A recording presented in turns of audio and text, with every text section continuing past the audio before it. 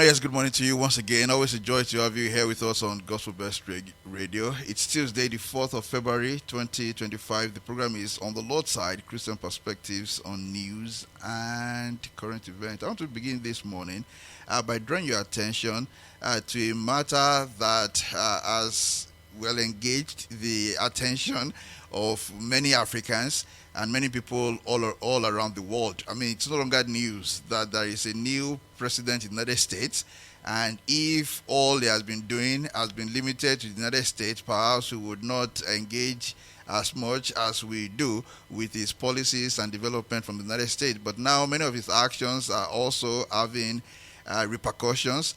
In fact, in a manner of speaking, reverberating all over the world. It's getting nearer to Nigeria as well. But those in South Africa, they are immediately feeling now the impact of President Trump's policies. To mention it from a global point of view, among many other things, and of course, President Trump has been implementing many of the things that he promised during his campaign to implement. One of them would be to cut what he described as government waste. Government waste, meaning that, in his own opinion, the government of the United States has not been very efficient in the management of resources. One of the areas he has identified is the area of donations and assistance given to people and countries around the world. Last week, we engaged extensively with what the Christian perspective should be to the use of influence of wealth in deploying resources given as gifts. But we're not going to dwell on that today. I want us to just focus today on why Trump said something about South Africa and why Trump said, look, the United States, under his own leadership, will consider pausing further gifts or donations or aids to South Africa over South Africa's land policy. Now, I'm sure that you know the history of South Africa, especially as regards apartheid. But I want us to really focus on this. Indeed, many people have been talking about this before now. I've been reading snippets here and there about the land reforms in South Africa, but I want us to focus on it and see the opportunities we have to reflect on development there from a Christian perspective. What is Trump actually on about? I want to play this clip where Trump accused South Africa of land confiscation. Let's see if we can hear this clip.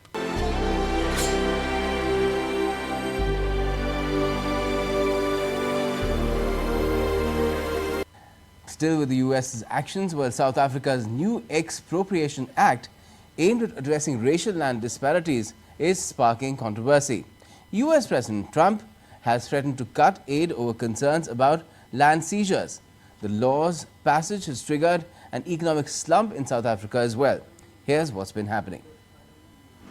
South Africa's adoption of a bill for the state to expropriate land to address racial disparities in ownership has not been taken well by Donald Trump, who has threatened to cut all aid to Pretoria. The US president claimed that South Africa was confiscating land and treating certain classes of people very badly. Terrible things are happening in South Africa. The leadership is doing some terrible things, horrible things. So that's under investigation right now. We'll make a determination. And until such time as we find out what South Africa is doing, they're taking away land, they're confiscating land, and actually they're doing things that are perhaps far worse than that. Okay, so you heard that. That's President Trump saying that terrible things are happening in South Africa, terrible things happening in South Africa. And what are these terrible things happening in South Africa? He mentioned that where South Africa is confiscating lands from certain classes of people. He says certain classes of people. Of course, he was referring to the white population in South Africa. And is this the case, really? Is it the case that South Africa indeed has been confiscating lands from certain people? I want to listen to this, to the response from South Africa regarding the South Africa land reform. Then I'm going to take you through a history of land administration and land laws in South Africa. And then we begin to reflect from a Christian perspective, given the unique history of South Africa, what should the government there be doing? What has it done? And how could it have acted differently? And is this really an occasion for many people to be concerned? Listen to this. One of South Africa's most divisive issues, unequal land ownership. A bill signed last month allows land considered to be in the public interest to be expropriated without compensation in some cases. But it's a step that's led US President Donald Trump to threaten to cut off all funding to the country. The leader. Exactly. So you had that lady confirming the expropriation law in South Africa. Now, what should we understand about this? In 1913, a law was passed in South Africa called the Natives Land Act. The Natives Land Act of 1913 restricted black South Africans from owning or renting land outside designated reserves. So what happened in 1913 was the government then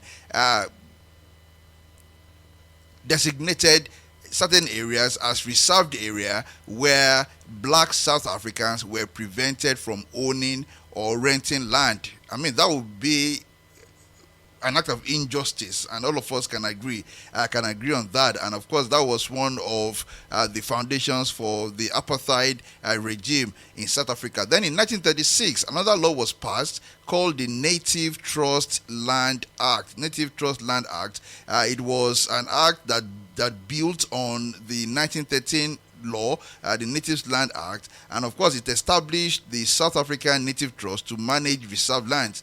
It increased land allocated to black South Africans to approximately 13%, but still prohibited individual land ownership by black people, and that of course further entrenched segregation in South Africa. So in 1913,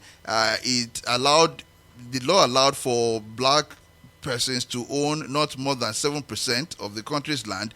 In 1936, it increased to approximately 13%, but of course, it was still clearly an act of segregation, and of course, the black population outnumbered the white population. So, because the white population in South Africa controlled the government at that time, it entrenched that practice.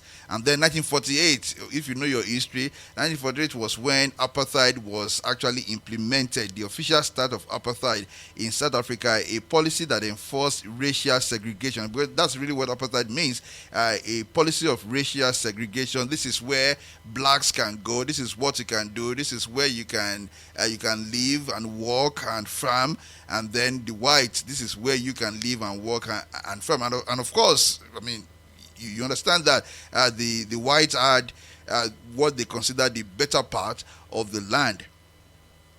And again, if you know your history, in 1994, with the release of Nelson Mandela, his election as president, it was the official end of apartheid and land reform initiatives. With the end of apartheid in 1994, the African National Congress initiated land reform programs to address historical injustices. And I think everybody can agree that in South Africa, you have to admit that there were historical injustices, starting in 1913, 1936, and of course the 1948 implementation of apartheid.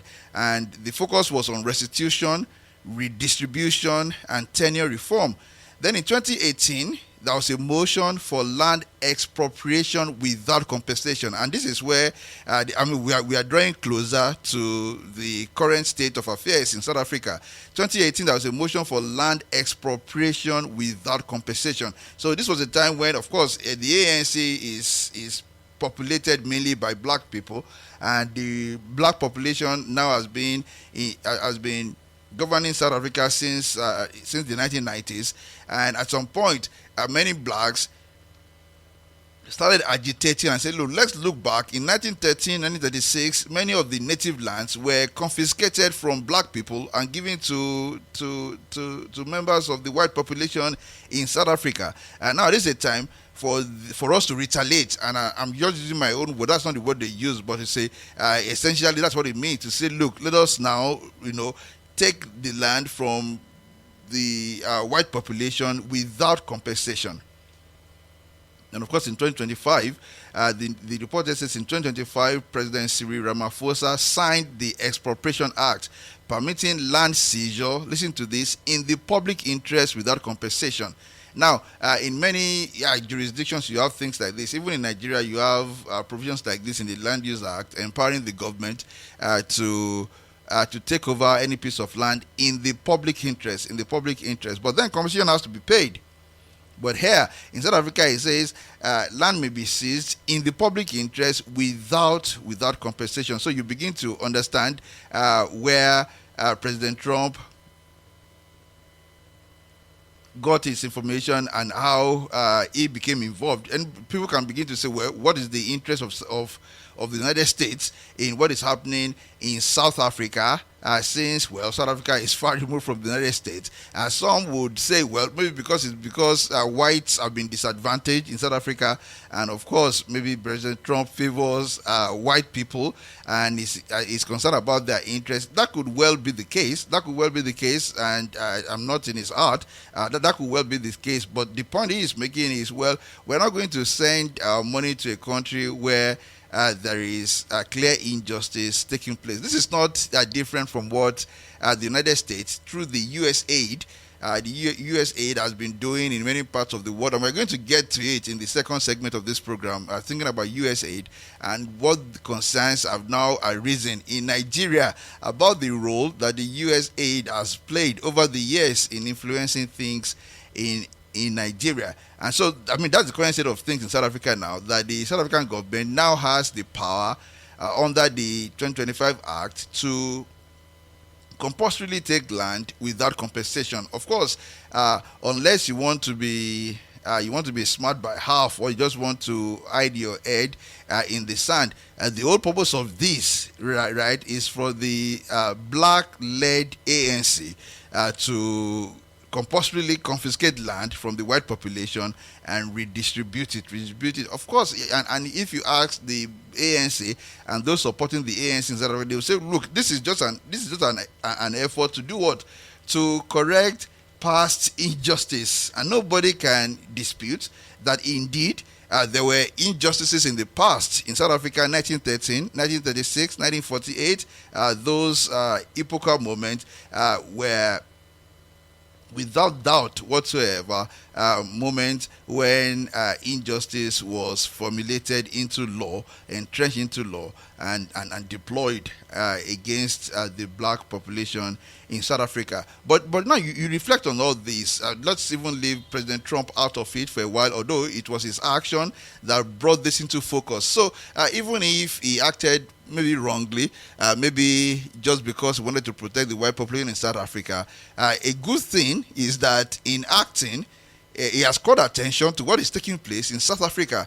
And I understand, of course, that I'm speaking to people who are majorly black persons, and it is possible for some people to just have that entrenched interest as well and say, well, we are black, so we should support our black people in South Africa, and that may well be the case, but I think as Christians we need to think even more deeply about these matters. As a tangential issue, we should also be reflecting on the fact that even among the black population in South Africa, we have ingrained xenophobia, so much so that the black South Africans themselves, they don't want to see other black people like Nigerians in their country. They feel that, I mean, let me not hold brief for them. For whatever reason, there is this hostility from even the black population directed towards other black Africans, including Nigerians. And recently, even on this program, we engaged with a report where a Nigerian was killed in police custody, and many people pointed back to the scourge of xenophobia in that country. Remember the many demonstrations there in South Africa against xenophobia. But let's go back to it. Now, the dilemma is this. That there were historical injustices in South Africa, and now a new government since the 1990s, led by black people, is now in power. What did you expect that government to do? That's what many people are asking.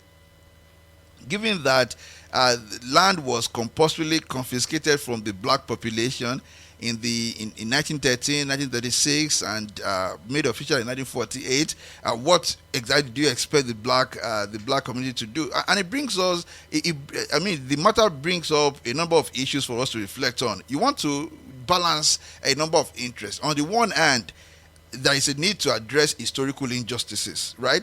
We can all agree on that, that if there have been proven historical injustices, they should be addressed on the one hand. And on the other hand, you want to avoid a new regime of injustice, right? You want to avoid a new regime of injustice because you're not talking about people who own land now, maybe the white population who own land, and now the government is saying we are going to confiscate the land without paying you compensation. Remember that it is not said there are no records of which land was confiscated from which person in 1913 or 1936. If that was the case, if the government in South Africa today is able to go back and use reliable records to say that, okay, we see that this plot ABC was confiscated from the family of BYC, and now we want to correct it by taking it back to the family of BYC. If there were reliable records like that, and if that was what was proposed, that would be a different thing. And one would say, well, there were acts of injustice in the past. We want to actually correct. What the government is proposed to do now is, there are no reliable records that could help to achieve such an aim. What the government is now doing is, well, the white population, we just confiscate any land we want to confiscate without paying compensation, and in the public interest we put it to some other use. Of course, there were, in that law, you have other provisions there, just to give the appearance of propriety to what the government wants to do.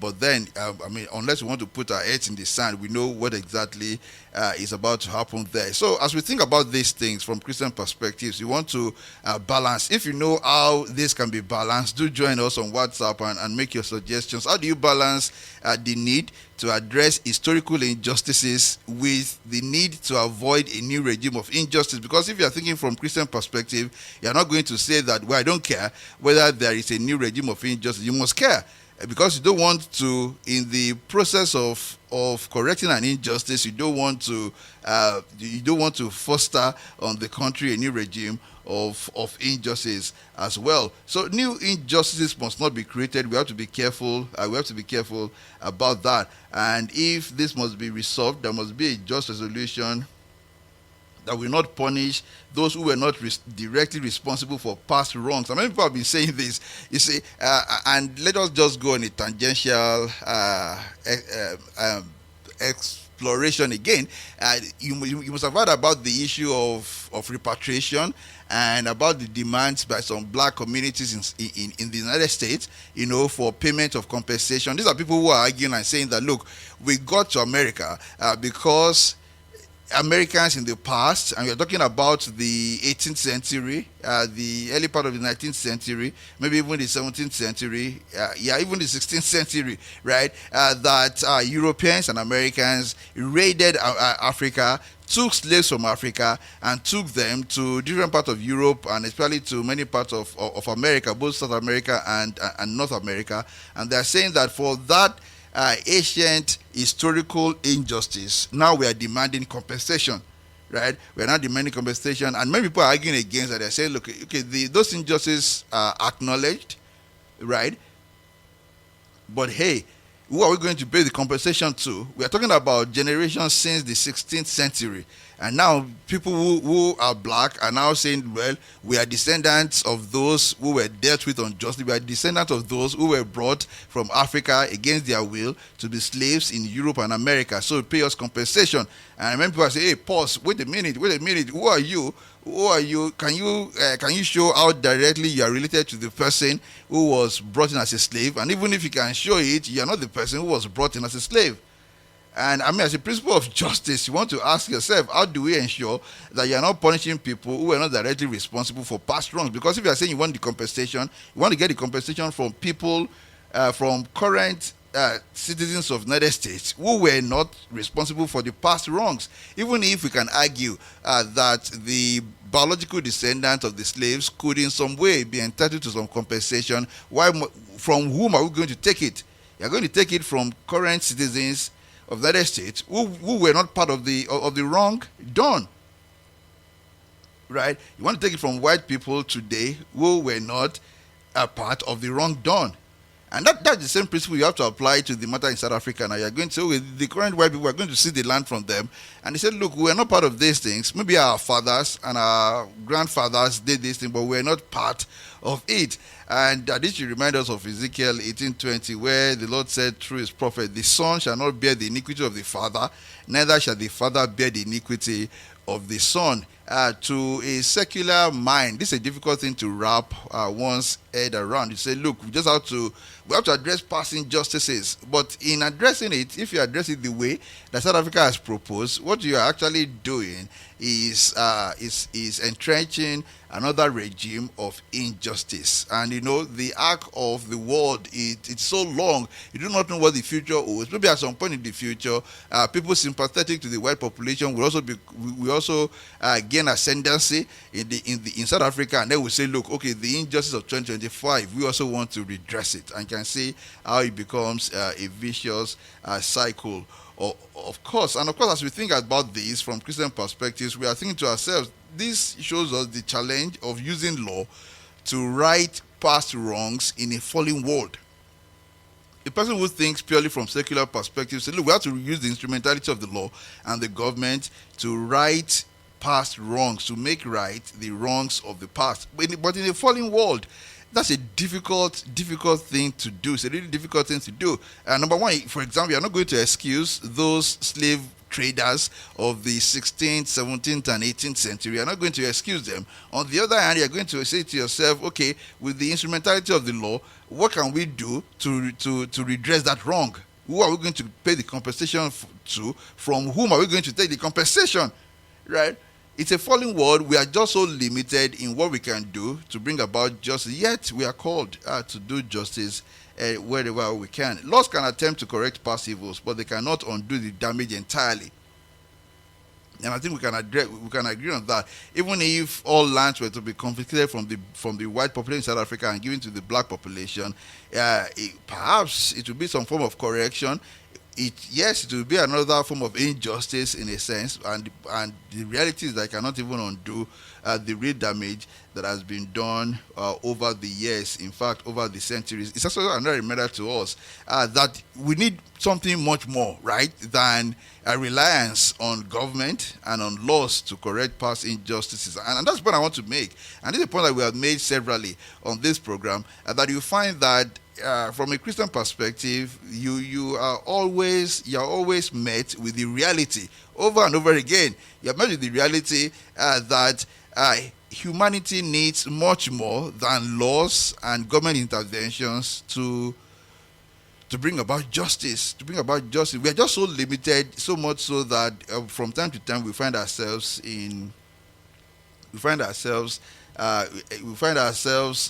caught in a web. So in a web that we cannot escape ourselves from, because you look at the one hand, you find that this is something to be done. You look at the other hand, something else that needs to be done, and they do not agree. They are indirect opposite. I think South Africa could have taken a different path. Nelson Mandela, when he became president, he actually promoted the spirit of reconciliation in South Africa. He promoted the spirit of reconciliation. I think after him, many South Africans could not really understand why he was promoting reconciliation. He was a man who was in prison for decades, right? He was in prison for decades. His life was practically brought to a stop when he was put in prison for decades. He suffered for so long, yet when he was released and he won the presidency, he started promoting reconciliation in South Africa. Instead of punitive land seizures, a collaborative land reform approach could have been prioritized. Encouraging a willing seller, willing buyer programs with economic incentives for landowners to voluntarily contribute to transformation. I mean, they could have thought through programs like that. It would have been difficult to do, but they could have done it and said, look, perhaps we are going to, in some way, empower the black population. We're going to encourage white persons with land to sell part of their land. We're going to give them incentives for selling part of the land.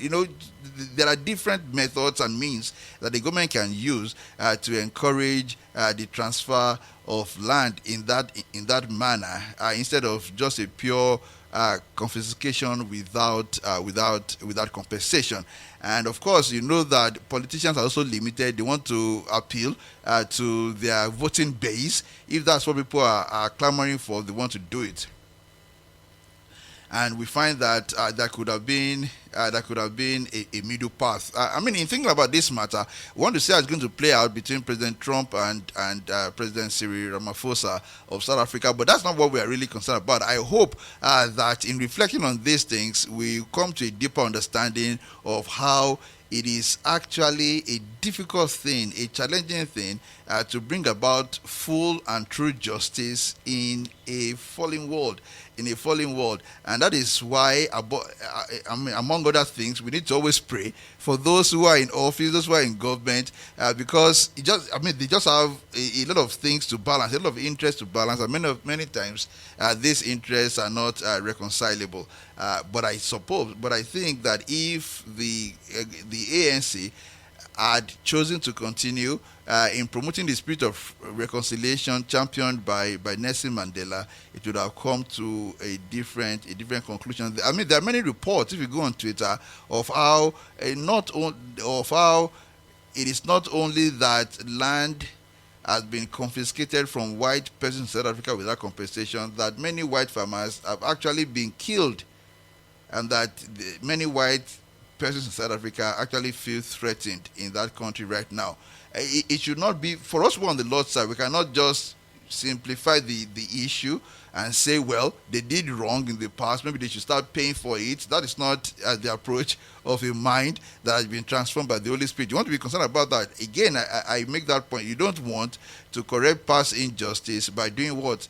By fostering another regime of injustice. That cannot be the Christian way to do things. And we find that for us who think from Christian perspectives, there are certain things that may appear right, that may appear even justified to many people, but are inherently wrong. That's not what Jesus would do. But this is not excusing what has gone in the past. It must be condemned. It has been condemned over and over again. And this is not making light of this, not saying it's an easy thing to do. It's a difficult thing, really. Very difficult thing to do, to rise above past injustices and to say, okay, we are not going to hurt you in return. We are going to find a way for all of us to reach a middle ground. That's a difficult thing to do. But that's our calling. And I hope that at some point, leaders will arise in South Africa who are going to lead their people to that path of reconciliation and of true justice and of mercy, and we truly try to heal ill hearts and minds. No leader can do that without the power of the Holy Spirit. That much we know. It's only the Holy Spirit that can do that. And that is why at the end of the day, we find that Jesus is the answer, the only answer, the true answer for the world today.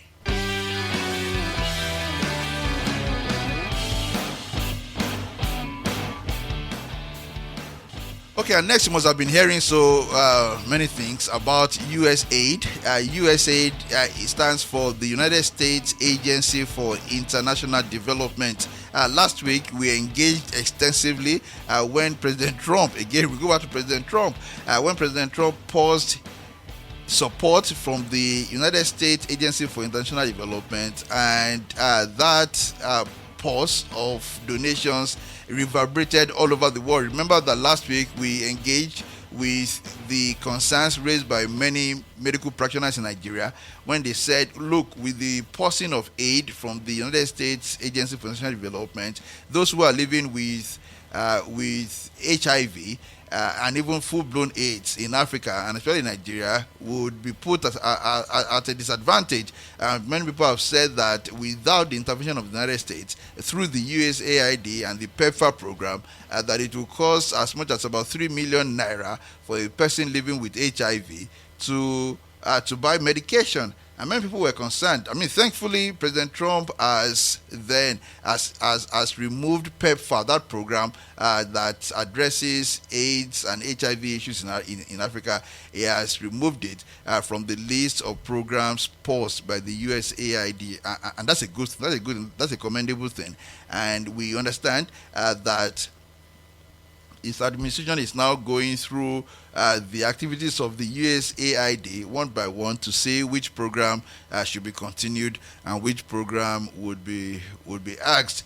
In a manner of speaking, the USAID itself was established on November 3, 1961 by President John F. Kennedy. Before then, the U.S. would offer foreign assistance and through different programs. So he decided to consolidate all these programs into a single agency, and that agency that was birthed from that effort was the United States Agency for International Development. The principal mission was to promote sustainable development, to advance democracy, and foster economic growth globally. Now, that aspect of its mission to advance democracy has become one of the most contentious in recent history. Many people are now looking back at the different interventions by the USAID in different countries and saying, look, let us take a second look at these things. Yes, the USAID has been doing fantastic work, maybe through the PEPFAR program and offering assistance here and there, but in the main, many people are now raising so many questions, including the investigative journalist in Nigeria, David Udeyin, who is on self-exile, is now raising so many questions. Indeed, many people are now asking us to think, and to think very deeply. So David Udeyin on the one hand, another gentleman in the U.S. called Mike Benz, they have done extensive work on the work of the USAID. And if you have been following the news as well, you know that there is another department of government, DOGE, which is so popular now in the popular culture. It's called Department of Government Efficiency. President Trump mentioned during his campaign that he would set up that department. That department is headed unofficially or in a semi-official capacity by Mr. Elon Musk, the owner of Twitter.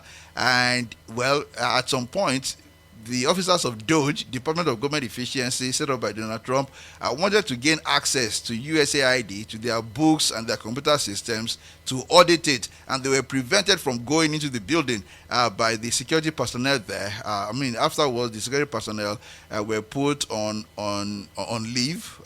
That's a form of administrative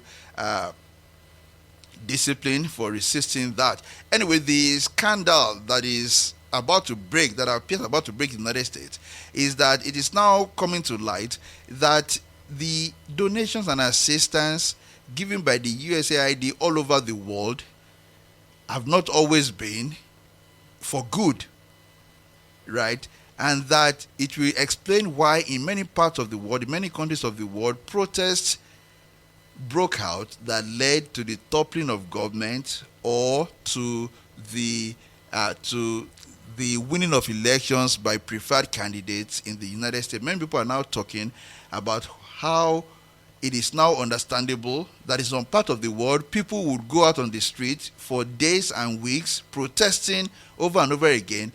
And even during those times, many of us who were critically thinking through these issues, we're asking those questions. How can it be possible for people to wake up day in, day out, protesting a particular matter and not go home or to their workplaces to earn a living? How have they been sustaining themselves? Again, you ask about the recent protests in the United States during the recent spat between Israel and the Palestinians. How many people were going to the street over and over again and protest? Some people usually ask those questions. Critically thinking people would ask those questions and say, how has it been possible for protesters to just show up at protest sites? Would they be losing income? Would they be going to work? Were they not losing income? And of course, it has not been shown by documents released by those who are auditing USAID. That part of what the USAID was doing was giving support to protesters in different parts of the world. These people would go and then they would get paid for showing up. Whereas the narrative then was that people felt so strongly about many of these matters, that they felt so strongly about many of these matters that they were ready to sacrifice, their income for that period, and they were showing up for the protests. Of course, you hear from Western media at that time that, people feel so strongly about these matters, they are showing up at protest sites, and sometimes they will interview some of the people there and say, look, aren't you losing income? They say, look, I'm prepared to lose income for this period because this matter is so important to me. And what were they fighting for? Fighting for racial for racial justice, sometimes for the rights of LGBTQ, sometimes against a government. And now David Udeyin, the investigative journalist from Nigeria, who is on self-exile, is now calling our attention to what? Calling our attention even to Nigeria. And it would appear that in the days of the Bring Back Our Girls movement, the Bring Back Our Girls movement, it would appear that those who championed this movement got support from the USAID. And we are looking forward to getting even more concrete proof of this, that they got support from the USAID.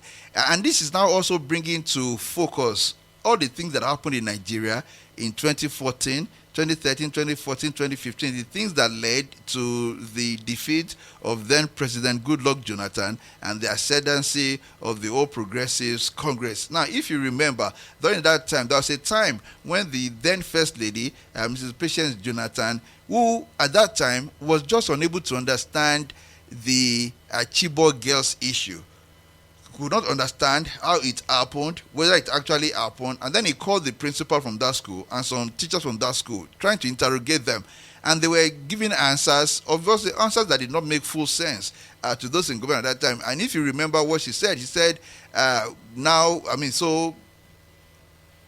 ingrained in the consciousness of Nigerians, said, there is God, oh, there is God, oh, there is God. And when she said that, we were led by the prevailing narrative at that time to deride her and say, look, what she's saying. And even President Goodluck Jonathan was made into such an incompetent buffoon at that time. Now it's appearing as if many of the movement at that time were funded by the USAID, and that's only Nigeria. There are so many more such issues. There are so many more such issues in many parts of the world. People are now pointing to how the USAID, which was set up to do good in the world, in a manner of speaking, was responsible actually for the toppling and overthrow of many governments in Nigeria. Nigeria in 2015, and in many governments in many parts of the world. People are asking, what are we going to find out really when the full audit is conducted? And you say this is a time where many people who know how desperate people can be are beginning to say to themselves, look, this is a time when those who are auditing an institution as huge as the USAID must be careful, and those who really want the USAID to be audited should be concerned that those who are auditing it are safe, and that they are able to complete the work. Because for us who are on the Lord's side, we think from Christian perspective, you want to know the truth. Investigating the truth is always an important thing. And again, this has brought to focus the work of NGOs in Nigeria. And you see, if the Lord permits for this audit to be conducted, if the Lord keeps Donald Trump alive, and we are praying for that, and this audit goes its full length, many people are saying that the things we are going to find out will boggle our minds so much so that many people will be shocked. Now, you know that in Nigeria, if you know how things work in Nigeria, you know that many people who have NGOs are non-governmental organizations, and many people have made so much money running NGOs because, NGOs are just vehicles for you to receive donations from different quarters. Now, David Udeyin has published an expose of sorts yesterday, about 12 hours ago, on Twitter, where he mentioned that on January 16, 2025, just 4 days before Donald Trump was inaugurated, the USAID made, listen to this, $3.3 million payment to a vendor in Nigeria called DAI Global LLC. And I think at this point, the name of this company will begin to get attention everywhere.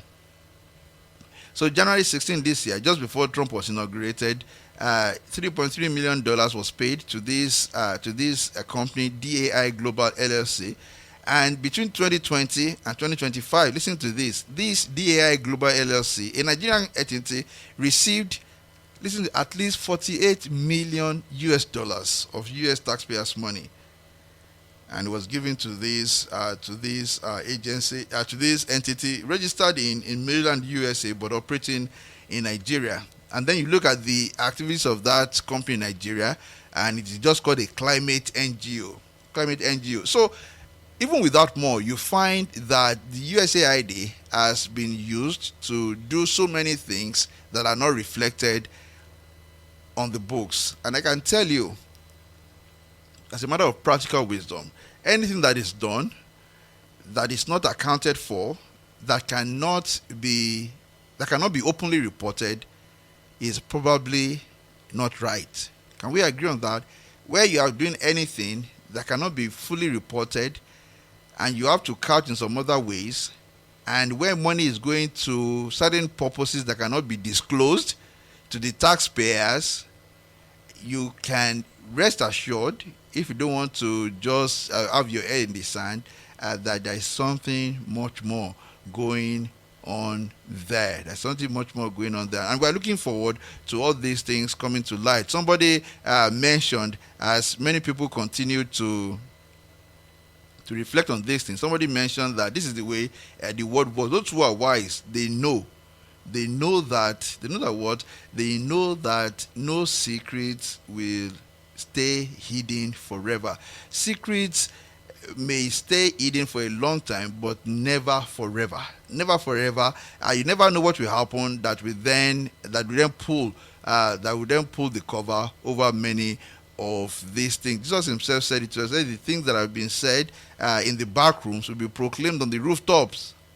Things said in the back rooms will be proclaimed on the rooftops. And so David then put some people on notice. He said to them, all of you who championed the Bring Back Our Girls movement, who received donations from the USAID that was actually pursuing a regime change agenda in Nigeria, they will soon have questions to answer. Now, these are not categorical judgments on what happened in that period in Nigeria, but they are pointers to the possibilities that certain things happened that we did not know about.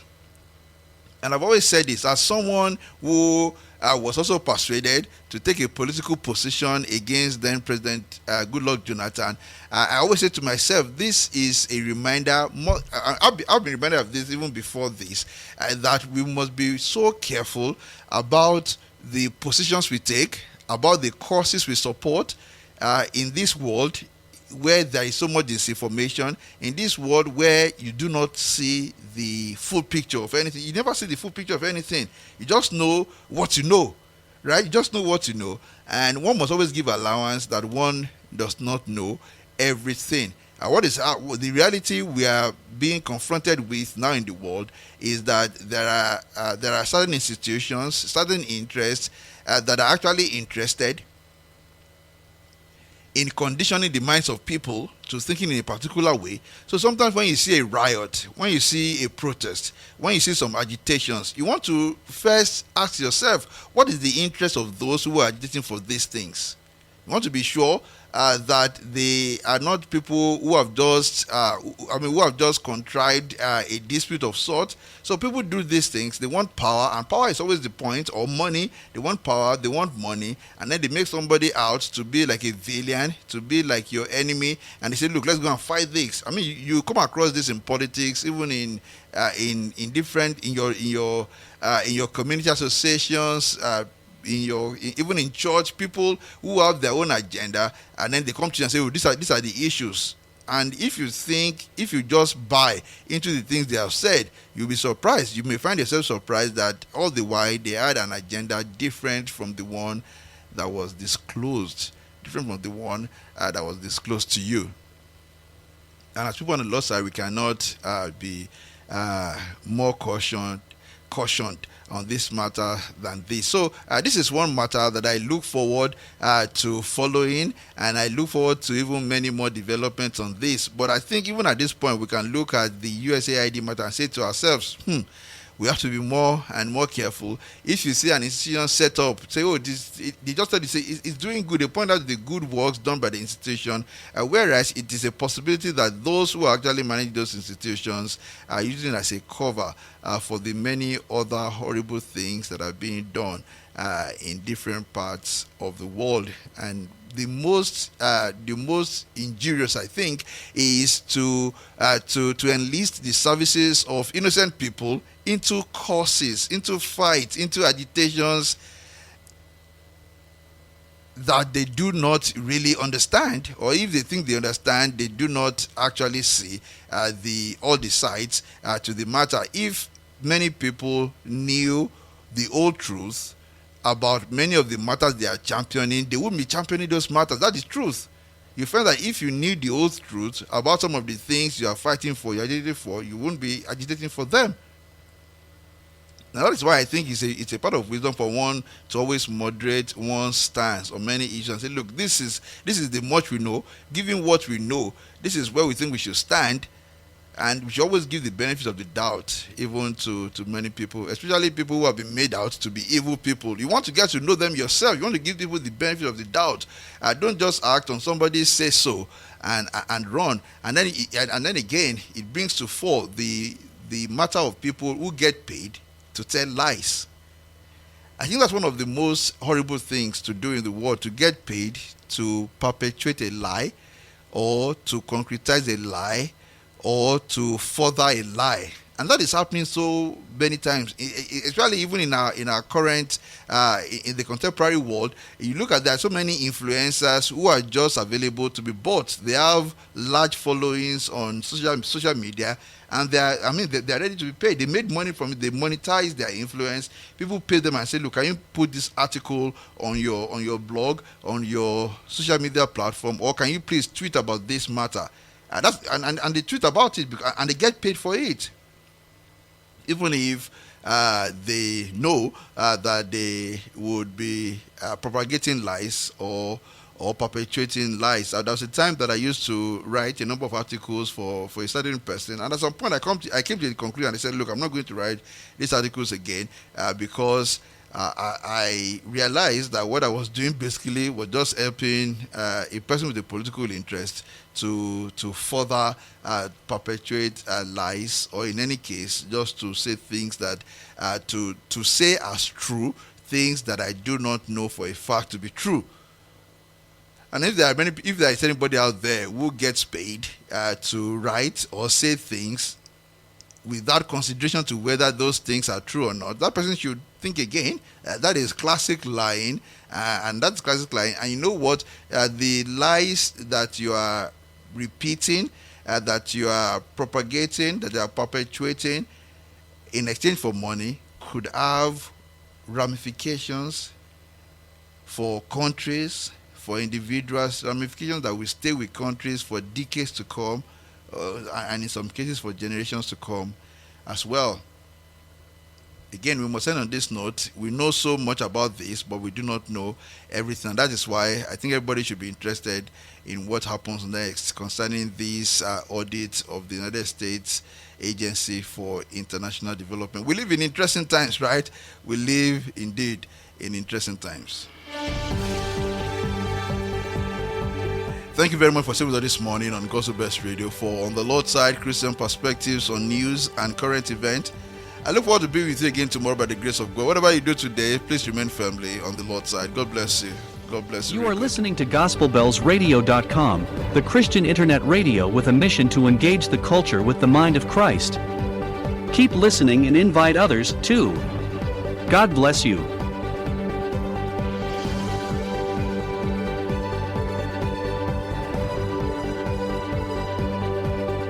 Engaging the culture with the mind of Christ.